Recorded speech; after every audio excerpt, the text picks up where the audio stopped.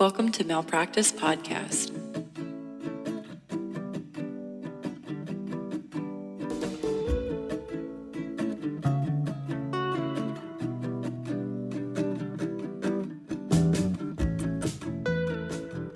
Hi, are you ready to get started?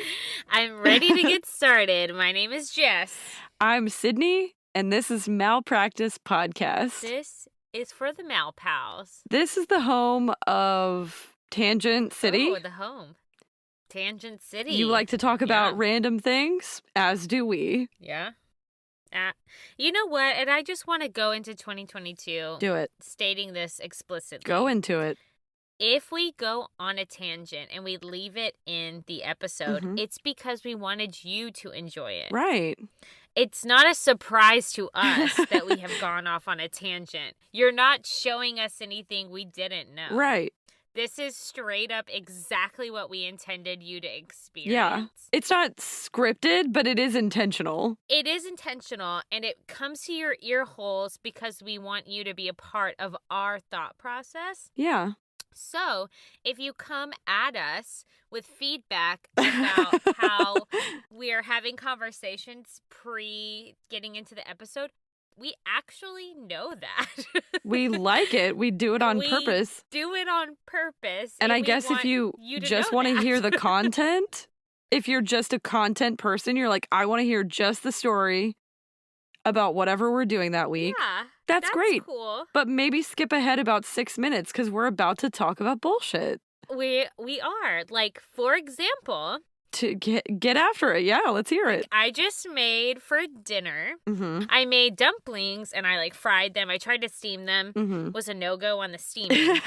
And I did the bonnet folding of the dumpling. And it was really good, actually. That's amazing. Michelle rated it a 10 out of 10. And 10 out of 10? Would tell me. She's a tough critic. I know. I respect the shit out of you for making dumplings. The only time I make dumplings is when our mutual Korean friend comes over, Sujin. Sujin. Shout out to Sujin. Shout out to Suji. And I was telling Jess before we started this, if you, in South Korea, allegedly, according to Sujin, if you make ugly dumplings, then you'll have ugly babies. And so when I make a dumpling, I'm working real hard on it. You know, I'm like, this has to be a beautiful dumpling because I don't want to have ugly kids. Sujin will do about 10 to every one that I make. Oh, yeah. No. The experience that I had while making dumplings was very humbling. Shout out. I love dumplings. Same. What else were we going to talk about? Anything? Well, Sydney is running a half marathon. You should talk about this. Oh, yeah. Sydney is she's a runner. She's a track star. Yep. Our half marathon is on Sunday. I can't believe it's on Sunday. I thought they were always on Saturday. It's a mistake, but whatever. Yeah, I'm excited. I ran 10 miles today. This was my last long run. That sounds like bragging, but I'm genuinely excited that I was able to do it because I thought I was going to not finish this half marathon. You should brag. Who among us? Not me. Someone was like, oh, did you sign up for the full? And I was like, absolutely not. Don't talk to me like that. Don't ever speak to me again. 13 miles feels already like a lot. It's a long 6. I did a 10K and I was like, this is 26 miles? Are you kidding me? Do you hate yourself? Why would you sign up for that? And you have to get up early in the morning. The ass crack of dawn. Right on top. Just right up in there. Absolutely not. I'm not physically made for that. No. Who is? I literally trained for this half marathon. Did not drop a pound. Not one single pound. My body is like, bitch, we preserving. That's actually My terrible. body is like, That's resources are a scarcity. We come from a land of potato famines. You are not allowed to drop pounds. Do I care about that? No, I don't. No, I do not. Did I eat cake for breakfast on Saturday? Absolutely. As you should. That's my business. It's 2022. Life is too short to not eat cake for breakfast. Yeah. That's how I feel. Oh, yeah. Perfect. Do you want to get into it? Yeah. Into the real shit? Yeah. Do you want to go first? Or do you want me to go first? flip of a coin. I went first last time. Do you want to go first this time? Yeah, I'll go first. Okay. I'm also halfway through my hot toddy, so I should probably go first. Oh, love that. So this is the second part in our Deadly Fashion series. This is part 2. If you haven't heard part 1, we covered arsenic dresses and corsets. Why are you here? If you haven't heard part 1, who starts at part 2? I mean, if you see a part 2 and you start there's something wrong with you deeply. We're at part 2. Start at part 1. And away we go. Today, I'm going to kick us off with Mad Hatters, which is the story of using mercury in hat making that essentially gave everyone who made hats at this certain period of time mercury poisoning, which made them go crazy. Oh. So everyone probably remembers the Mad Hatter character from Lewis Carroll's novel, The Adventures of Alice in Wonderland, right? Mm-hmm. What you probably didn't know is that expression, like mad as a hatter, was linked to the common use of mercury in the hat-making industry throughout the 18th and 19th centuries. I did not know. I'm guessing the regular schmegula people here did also not know. I'm guessing so too. So this disease is called Erethism, which is also known as Erethismus mercurialis. It's commonly known as Mad Hatter disease or Mad Hatter syndrome, is actually a real neurological disease caused by mercury poisoning. Fun fact, the character's name in Alice in Wonderland is actually just the Hatter, and Lewis Carroll never actually calls him the Mad Hatter, but because he acts like real strange, all the readers adopted the name. Oh, I see. Mad as a Hatter was already a phrase before that was invented, so he was kind of poking fun at basically hat makers who went crazy because of mercury poisoning. So that's where the Mad Hatter came from in that book. Oh, yeah. The hat making, also known as the millinery industry, I might be saying that wrong. I've never heard that word before. I know you're not asking me to help you read. No, I'm not, really. Okay, because I don't know. That's the word for hat making, in case you want to know. So the hat making industry traces its origins to around 400 years ago in Milan, Italy, the origin of all things fashion, right? Oh, that makes sense. Where they were producing these super fashionable hats out of felt, fiber, and animal fur, specifically small animals, like beavers and rabbits and things like that. Yeah. As these merchants from Milan traveled across Europe, they traded their hats for other goods.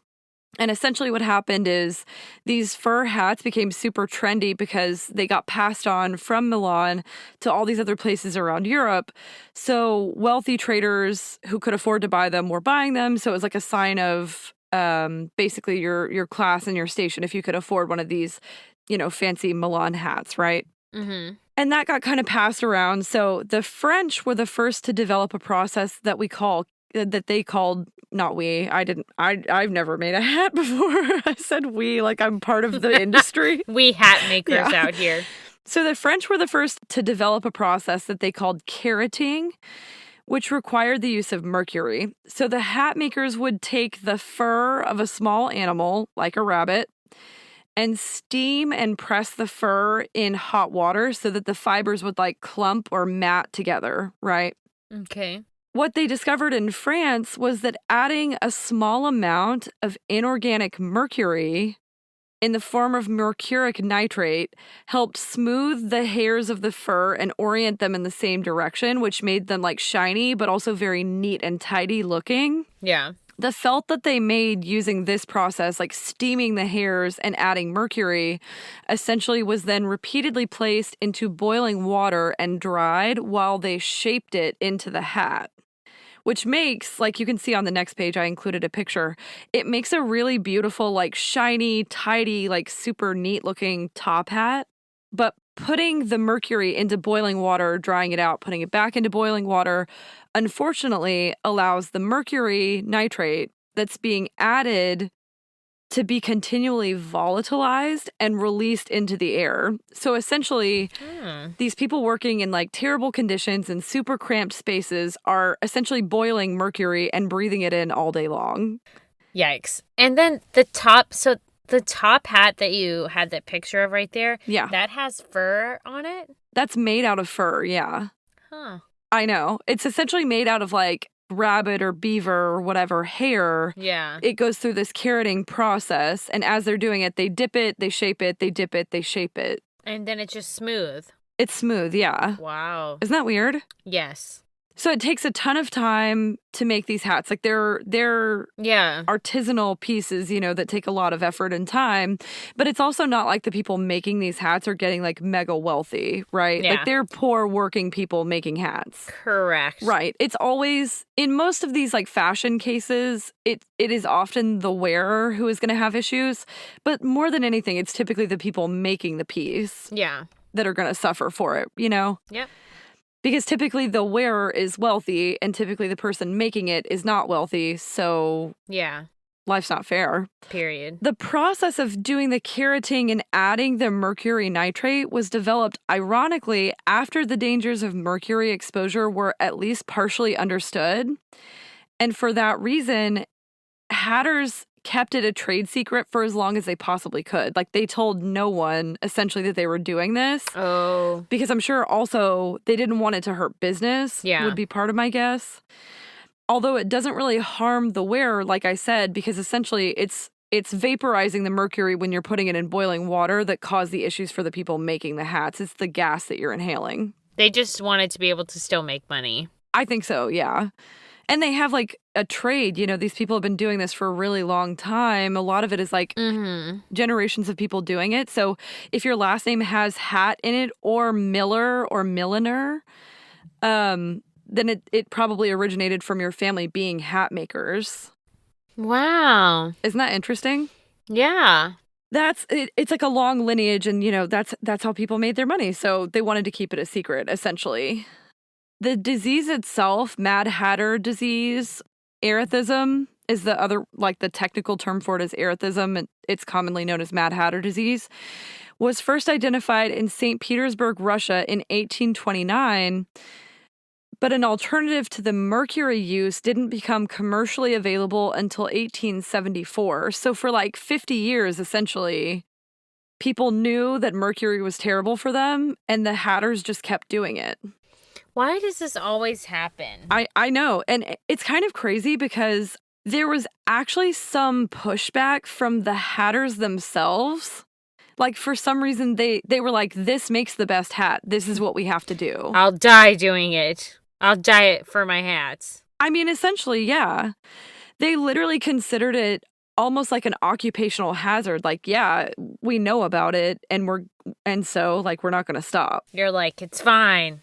I care about my trade. Yeah. Okay, well, people want you to come home. It was almost I don't want to say a badge of pride, but the way they described it is like the pushback came from the hat makers because they were like, this is the process that makes the best hats. Yeah, we know. You don't know. Even though by like 1860, the effects of mercury poisoning were well documented in medical literature, you also have to consider when I describe the symptoms, the people who are suffering from mercury poisoning are not maybe the best people to have input about what's good for them.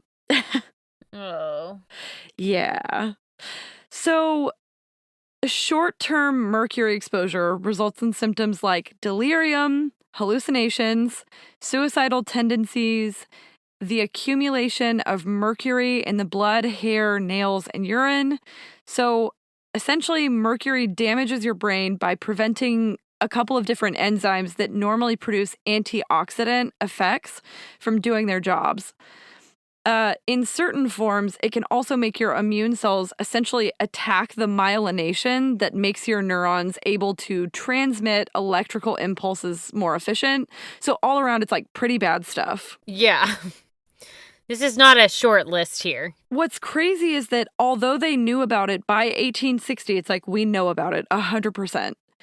It was still used in many places, including the U.S., until around 1941. Damn! I know. And the only reason they stopped in 1941 is if you remember anything about history, that's around World War II. Mm-hmm. And it meant that heavy metals like mercury were needed in making the manufacturing of detonators. Okay. Dang. So it became really hard to get mercury commercially, and that's the only reason they switched. I have no words. Isn't that crazy? Yes. I know.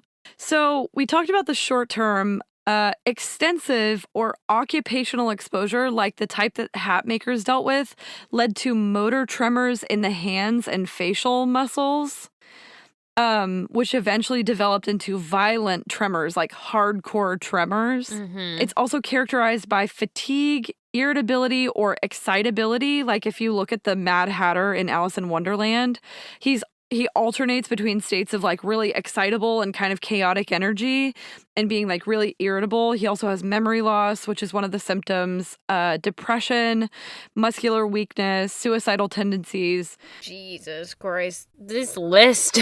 Severe neurological damage and kidney failure are typically ultimately what kills people as a result of mercury poisoning.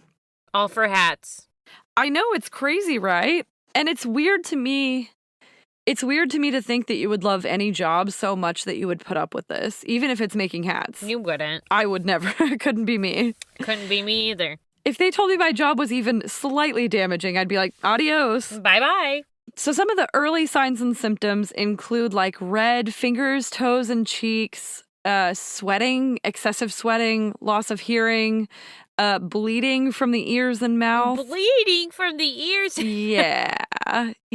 It's bad stuff. Losing your appendages such as teeth, hair, and nails. This is not something that you should live with.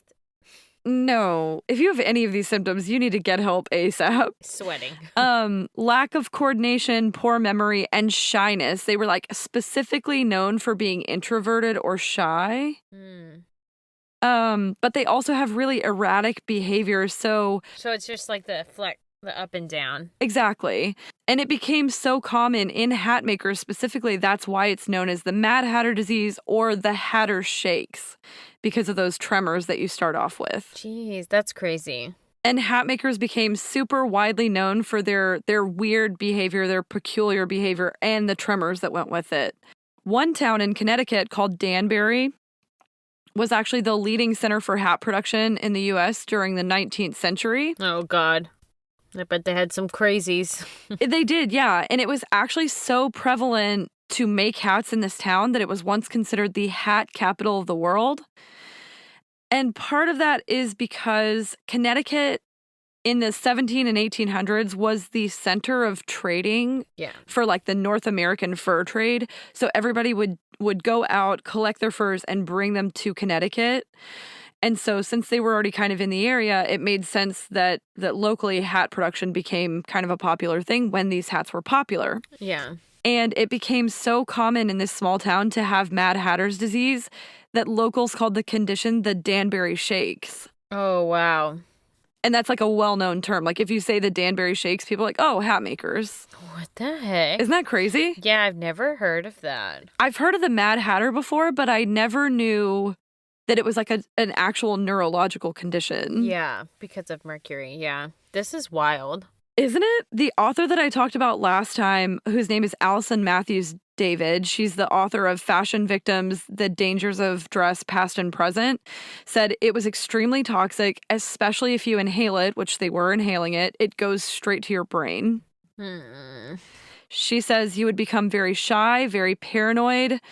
When medical examiners visited the Hatters and documented their symptoms, the Hatters thought they were being observed and would throw down their tools and get angry and have these outbursts. Like they did not want a doctor to come in and observe them and like try to fix the problem. So there was a pushback from the Hatters themselves. Mm-hmm.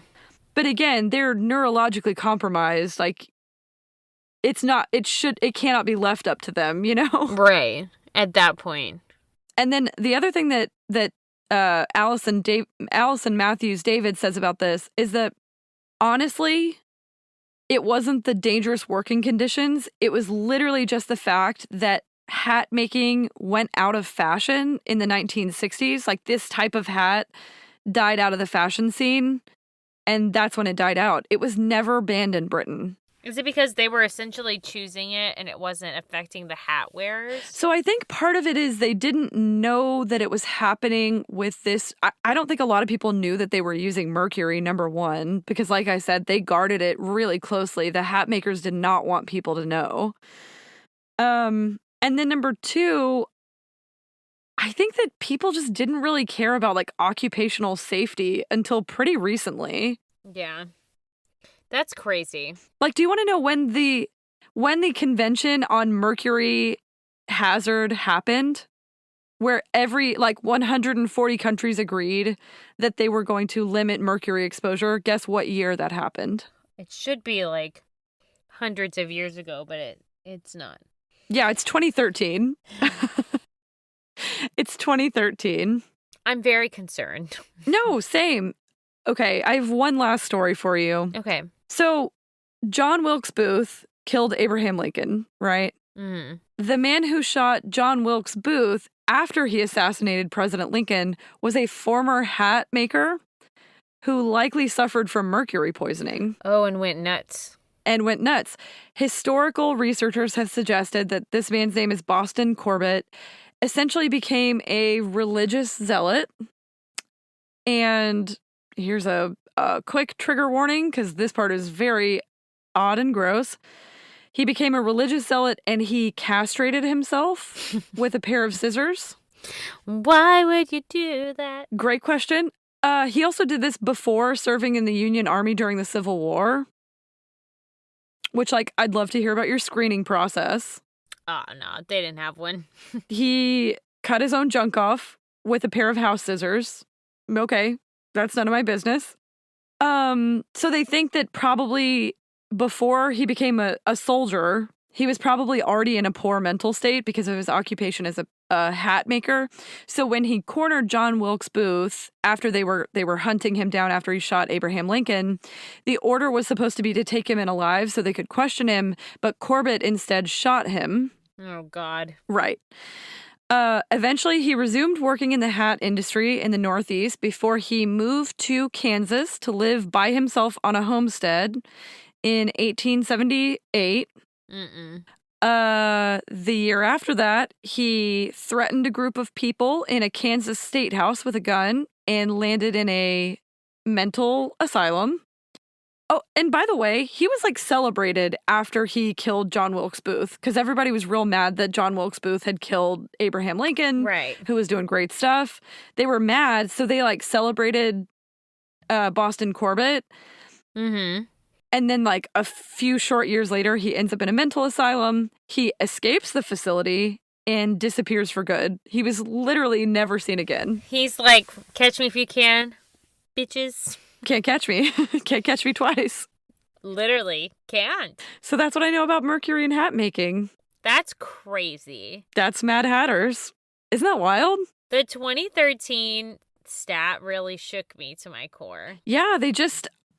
I literally think it's a case of not making occupational safety a priority until modern times. People are crazy. So that's what I know about that. Thanks for sharing. What do you got for me? So I covered foot binding for my deadly fashion. And if you know about foot binding, then you know it's incredibly painful, but it's a cultural practice. Right. So I want to say this is often stashed in uncomfortable, judgy conversations and around what is appropriate for people to have done and what isn't. But I want to note and underline that it was a cultural thing and that we should think about it in that kind of frame of mind. Mm-hmm. However, it can be brutal sounding and borderline feel abusive from us in these modern times. It involved manipulation of the body, so it's hard to hear. Yeah. But it was body manipulation that focused on the beauty of feet and creating beautiful fashion for those feet. That's so interesting. I just want to put that out there. It is hard to talk about it without having the lens of judgment. Even articles that I read, things that I read about corsets, which did severe damage, didn't talk about corsets and we still have corsets now in the way, Yeah. in the negative way that they talked about feet binding. And I feel like you could argue that most of these things are cultural, right? Like there are cultures who wore corsets. There are cultures who... Right, yeah. But it's when it's Western culture versus a different culture, I think, is the difference. Yeah. It's estimated that at least 1 to 2 billion girls went through this practice for over 10 centuries. Oh, that's a lot. That's like a big range, but like that's the range of the the articles that I read. So I'm just throwing 1 to 2 billion. It was popular in China for forever and became extremely significant in society there. Mm-hmm.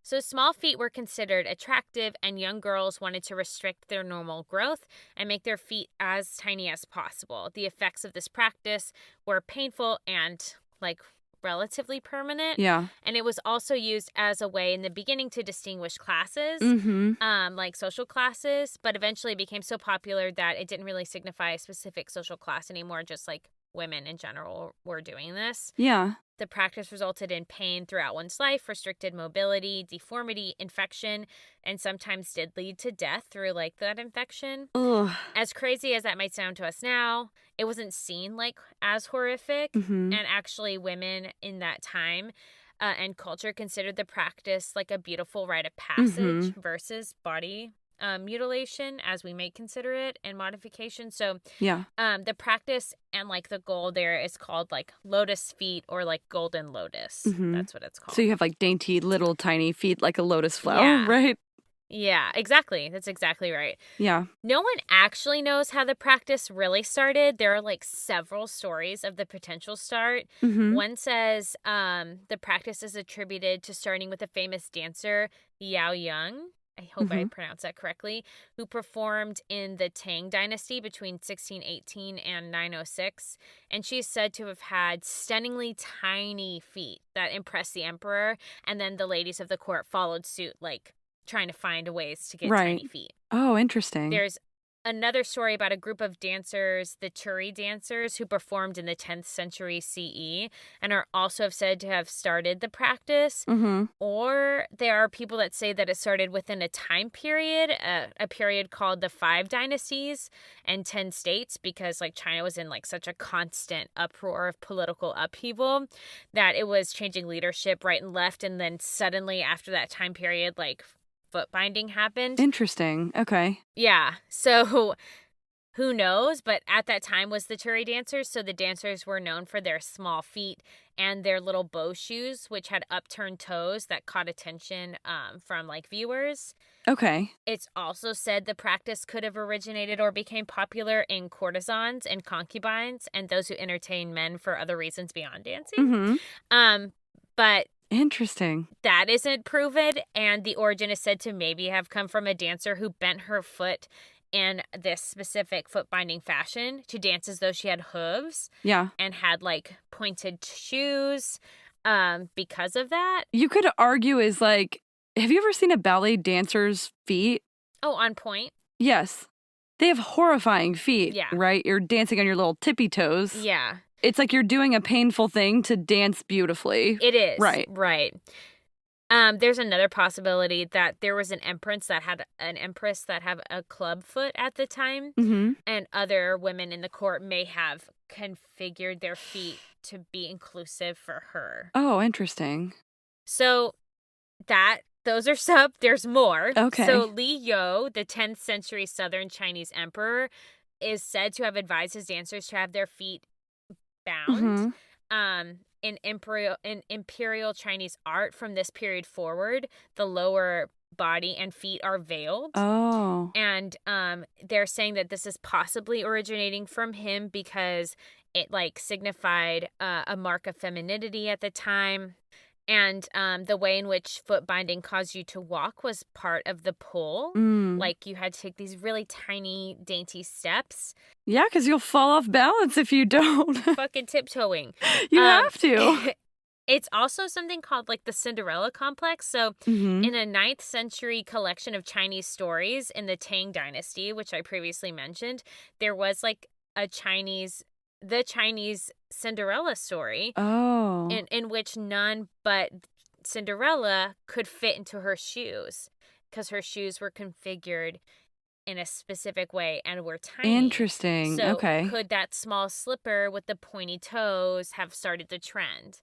I see. That's so interesting. Literally, whatever foot binding occurred. It's probably a combination of all of those things. Yeah, or like whatever. Like, I'm not trying to kink shame anyone, but if feet are your thing, I'm very confused by you. No, yeah, I am very confused as Like, well. I don't care what a person's feet look like because I never want to see them ever. Don't show me your feet. Yeah, feet are right? gross. I mean, put a do sock you? on. Put something on. Put some socks on. Agreed.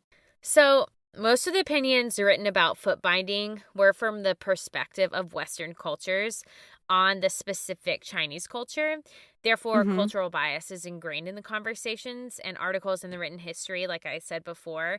I want to say this again because I'm about to get into like visuals and descriptions of foot binding. Yeah. And it is hard, like, as a listener who sits in this present day to think about foot binding and not be like, why the fuck would you do that? Correct, yeah. But there are ways and reasons in which that people practice this, and I want to be like, acknowledge that body mutilation was inflicted on women, and we know that's not acceptable now, but like the Chinese culture at the time, like, they thrived in different values. Yeah. So I just want to say that again because like it's about to get hard to hear, frankly. And so I just want to remind people. Yes, I totally see where you're going, and I totally agree with the sentiment of the like COA also. So we actually have a whole episode planned on body modifications. We're going to talk about it. But yeah, I think this is super interesting. So do I. And I think the way, like, what I'm about to get into is like the practice itself and like what they were actually doing. No, I see the picture you included, and I'm mildly horrified because it looks pretty painful. Yeah, there's no way to go about this without acknowledging that this was extremely painful. Like, Chinese girls had their feet bound typically from ages 4 to 6, like at the starting point. Girls younger than 4 were thought of as not being able to handle the pain of the process. And over 6, the bones were too developed. So between 4 and 6, that's the sweet spot. That's when you thrive.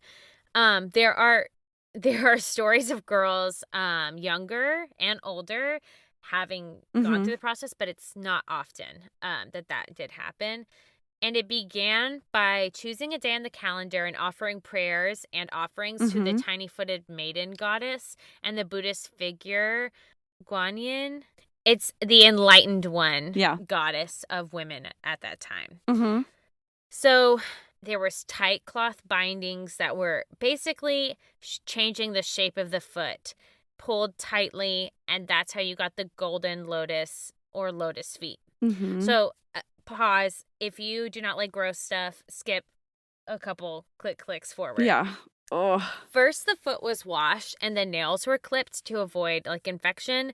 Alum and astringents were applied to the feet for like cleanliness. Then it was time for the older woman of the family or a professional foot binder to begin. Now, I will say this was like a feminine process. Yeah. So it was like only women. What I would like to think of as like a ceremony, almost like a rite of passage. Yeah, that's what it sounds like. The big toe was left facing towards forward, so the big toe is left the same. While the smaller toes were bent under the foot. Essentially, they would break the toes. Some say the toes were broken for the process, and others say that during the process they were broken. So to me, that does make a difference. Like if someone was like breaking your toes and then pulling your foot, it's different than pulling your foot and then breaking your toes. I don't know why it's different to me, but it is. Oh, it sounds so painful to me. Yeah. And then in this... Have you ever stumped your toe? Absolutely, and I will murder I know a it's not the person. same thing, but foot pain is the worst pain. Yeah. No, it is. Keep going. I'm just cringing so hard. In that position, the foot was tightly bound using long pieces of cloth, which did actually restrict future growth because it was like basically taking those broken bones and holding them in that place so that they heal in that broken manner. And it gave the foot... Do you see my face right now? Yeah, it gave the foot an arch. I'm having a hard time. The arch that was desired. So the goal was almost equally a small foot and the arch of the foot. Like a really high arch. Yeah, imagine essentially taking the arch of your foot now, like the top of your foot and how we quote unquote have an arched foot, and then just pulling it up. You're basically where the ball of your feet is, trying to touch that to your heel. Oh, no. While you pull up your foot. That sounds so painful. Yeah. And then bending your toes underneath or crunching them so you can keep the foot super small. No one would have liked me because I would have been like, absolutely not. My foot is big and I'm okay with it. My foot is so big. It wouldn't even have made a difference. My foot done this way would still be the regular big size foot of the Correct. Time period. Same. My foot would have busted out of those bindings like, what's up? After a month, the feet were unbound and then rebound again. Any issues were treated when they were unbound, and the process actually took a couple of years, with the feet being rebroken periodically. The binding began a system of being loosened and tightened once a month until the child was in her early teens or longer, if there was a different effect desired. It just, depends. Mm-hmm. Obviously, toes could be lost or have infections in the foot, like gangrene. Even so, women continued to wrap her feet in bindings and worn them at all times in public and when bathing. Wow. That's commitment. It is commitment, right? And then, what other effects? So not only could you lose toes and get infected and die, but in 1997, a group of scientists in California studied a group of women in China who had bound feet. And they found that the women with bound feet had 5% less bone density, which makes sense because bone density is connected to weight bearing. Yeah. So if you can't bear weight, your bone density is less. Mm-hmm. Duh. There are some who have said it was crippling to immobility, but that's not 100% accurate because women still walked on their own and went to market and lived full lives with bound feet. Yeah. And there were women in the study who had extremely strong leg, glute, and hip areas based specifically, they found, on having bound feet because they had to use the rest of their muscles to balance and hold themselves up. Oh. But they did lose significant bones over time. You said 1997. So this was happening into modern times. I thought this was an ancient practice. It was happening until the 1900s. Wow, that's crazy. More than it was happening until the 1900s, there were women in the 1900s who had bound feet. Yeah. The practice was pretty much stopped. I believe it's in 1912. I know it's in here. But women who still had bound feet or would do it in secret were able to be studied at that later date. So they're maybe not doing it professionally, but that you can't stop people from doing it to themselves at home, right? They tried. Wow. Interesting. Yeah. So they were shooting for a foot no longer than 3 to 4 inches. Which who among us? 3 inches is this big, right? I'm not good at estimating. That's that big. No, absolutely not. Half of my face. That's the size of my ear. Literally. No, I can't be a part of that. That's crazy. I want to say this. Her entire foot wasn't actually made to be tiny necessarily. Mm-hmm. It was about folding the foot in a way that it couldn't grow naturally. I see. So part of the pull was that these smaller feet had a fashion. They had these small dainty shoes made of silk or cotton with these beautiful, intricate embroidered details, which have been found in tombs of upper class women. These slipper shoe combo were called lotus slippers. Yeah. They were the fashion item. Yeah. You had to have top lotus slippers. They would cover the toes and the heel, but the mass of the foot was sitting above the shoe. Mm-hmm. It was like a pointy little beautiful bowl. Yeah. And your foot would just sit. Uh-huh. Hover basically over it. Yeah. But you would hide your toes and you would hide your heel. Okay. Wow. Yeah. So if they got to that point where they had years, they'd gone through the years of the pain and their foot sat beautifully in that lotus slipper. It's called Jin Lian, or golden lotus or lotus feet, after the central life symbol of Buddhism. So it was a very significant moment when you had lotus feet. The smaller the feet, the better, obviously, and they became the marks of elegance and even erotic. yeah, you were talking about this a little bit. Like about kink shaming people's foot fetishes. Yeah. It was, and I think that comes, there's a couple reasons. There are, it's somewhere in my notes, but there are books that people wrote about like rubbing little the feet. lotus feet, like in a way to bring pleasure. No. But that's like a very, how do I say it? It's like a very shameful thing to like write about because women who had like bound feet did not show their feet to anyone. They were always really bound. private. Like they never uncovered them. Yeah. Interesting. So for you to do that, it would be like a very private and like like scandalous thing for you to do. That makes sense. Yeah. And then when you had these tiny feet, you had to walk like in these super elegant, feminine, tiny little steps way, right? Dainty little steps. Yeah. Right. So high-class women had servants to carry out like their tasks, and walking would have been incredibly painful, at least for a while. A woman with bound feet was elevated beyond work, and a man with a wife who had bound feet was super respected. This was at the beginning, at least, because eventually everybody bound their feet, so it wasn't that cool. I mean, it was still cool because everyone did it. Yeah. But like in the start of it, if you had bound feet, you were like a rich bitch, and your husband was like the shit. Because it was like, I don't even need to walk for myself. Yeah, I don't even need to do I don't even work. My husband does everything. Look at my tiny feet. Look at my tiny baby feet. Yeah, so bound feet were connected with wealth and status to the couple. However, it was like the woman was then demoted to that of a trophy wife, and the status was really given to her husband, who could afford to have a wife with bound feet. Well, that's kind of bogus. So literally leave it to the patriarchy to break women's feet. We cannot walk. And then literally be like, he can afford a wife who has tiny feet. Like, what about her? She's the one with the broken feet. The tiny feet. He just has money. He doesn't have broken feet. Exactly. Yeah. And if I'm going to have tiny feet, you're going to have... I would make my husband foot bind with me and be like, we both have tiny feet now. Literally...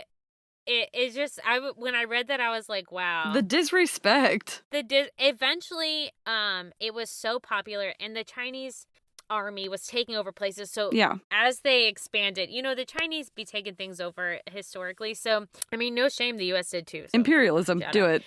Other cultures started doing foot binding too if they were like conquered areas. And the only women who would not have bound feet were like extremely poor and or worked on fishing boats. Those are the only people, like women, who did not have bound feet. Put me on a fishing boat. Sign me up to catch some crabs because I am not tying my feet up. I'll tell you that right now.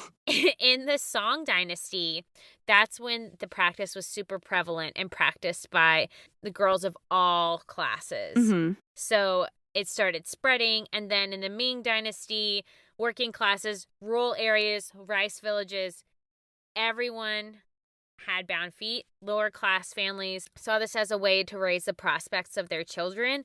If they had girls, it was like, let me get you married. If they had boys, let me have you marry somebody with bound feet. You basically have to have them to be in high society, right? Exactly. Wow. And there's like a thought even that some lower class families thought about bounding feet so that they could keep a girl in their house. Okay. In home versus having her outside working, so that she could be safer. Interesting. So they would make her have bound feet to stay home so she wasn't, if she was beautiful, there's only a couple sources that said this, but if they had a really beautiful child and lower middle class, they might bind her feet a little earlier and keep her inside so people didn't see her and want to take her. That's helicopter parenting, number one.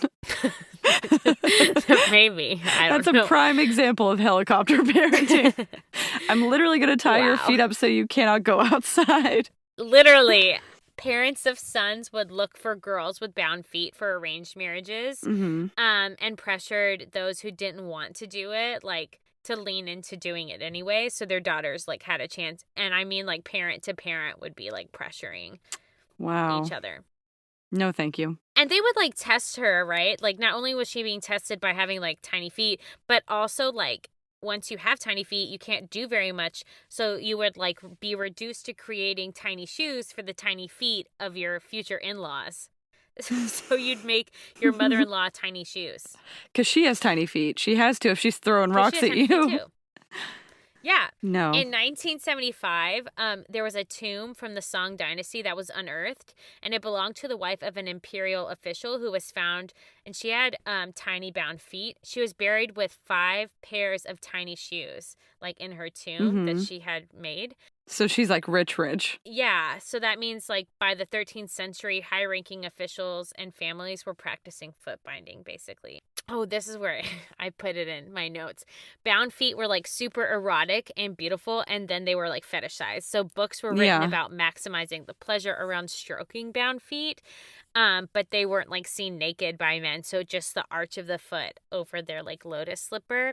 Oh, interesting. Women with bound feet slept with bindings and special sleeping slippers. So that fetishization of them is like super weird to me because they were like never uncovered, which I guess is like part of the pull for people. Yeah, that's the appeal, right? I guess so. It sounds right. Oh, broken feet. I love that. I'm very into that now, actually. I love that. Sounds hot.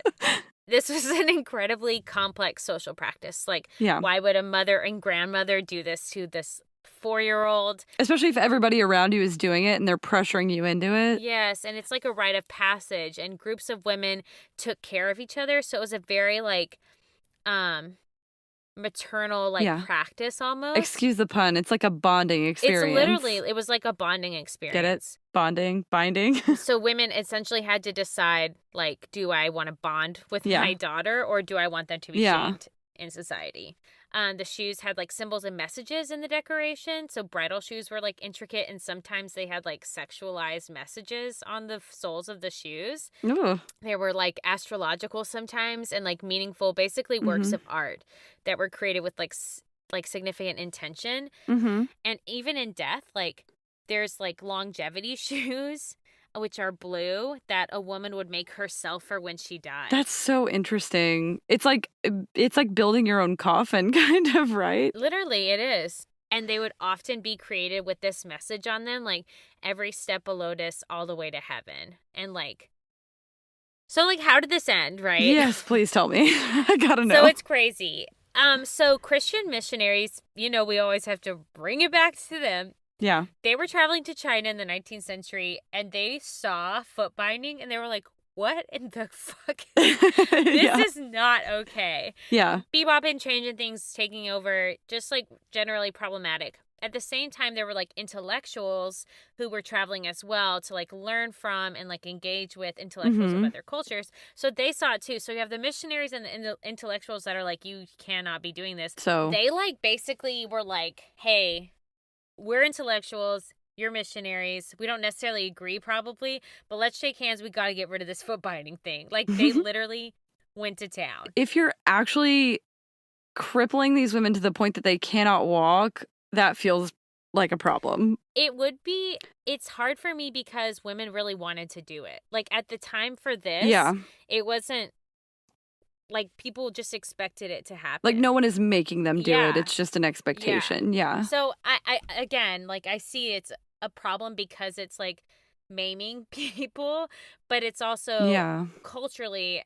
So they like tag teamed and they shifted public opinion. Yeah. So that basically they were so loud and resistant that there was a ban in 1912. Women were still binding their feet in secret and being shunned for being unfashionable or unattractive if they did find out that they were binding. Women who would bind their feet would sometimes get attacked in the literal streets for having bound Now you're feet. taking it too far in the opposite direction. Okay, exactly. And then rural areas would still like had plenty of bound feet. And so when like inspectors would come to see if women were binding their feet, people would put their little daughters with big shoes on and stuff like tissue in the shoes and be like, no, she has big feet. See, look at how big her feet are. And they'd be like, take off the shoe. Take off the shoe. Yeah. Show me her bare foot. No. Yeah. It sucks. Like, I think the transitioning of deciding whether something is right or wrong is like a really hard time. So the problem with attacking older women who had bound feet later in life is that unbinding their feet would be like breaking them in the opposite direction. Yeah. There's a quote that they use on the podcast Stuff You Missed in History Class, and where I listened to that for this episode. It's excellent. A woman describes unbinding her feet as like a knot of dough. Yeah. Like that has been baked, and she says if you can return this dough after it's been baked to its original state, then I'll stop binding my feet. Because it's like your bones are configured in that position. She said, take this loaf of bread and make it ingredients only again, and I'll unbind my feet. I feel like that's a giant Chinese lady middle finger. She literally, yeah. So that's what I know about that. I think that I didn't understand the history of this for sure. I don't like seeing pictures of little 4-inch feet. They creep me out. That's what we know. Okay. No, I don't like seeing that. Mm-mm. You know that scene from Cinderella where the evil stepsister tries to fit her foot into Cinderella's shoe, and it's like, oh, it's bulging out of the top? That's what it looks like. That's exactly what it is. That was so interesting. Well, thanks for listening. Yeah, we hope you guys enjoyed this episode, even if it was a little gross, cringy at some points. I physically feel the pain of my feet being squooshed when you were talking. It was like crinkling my toes when I was doing research. Anyway, we hope you guys like that. The short story is, you do whatever you want to do, but I would stay away from tying your feet up, stay away from making hats. Yeah, not doing either of those things. Top of my head needs to stay bare, and my feet need to stay long. And untamed. Send us your recommendations. Follow us on social medias at Malpractice Podcast. Yeah. And come back next week. We're going to talk about some really interesting stuff. Don't forget, malpractice makes perfect. Bye-bye. Every time. Bye.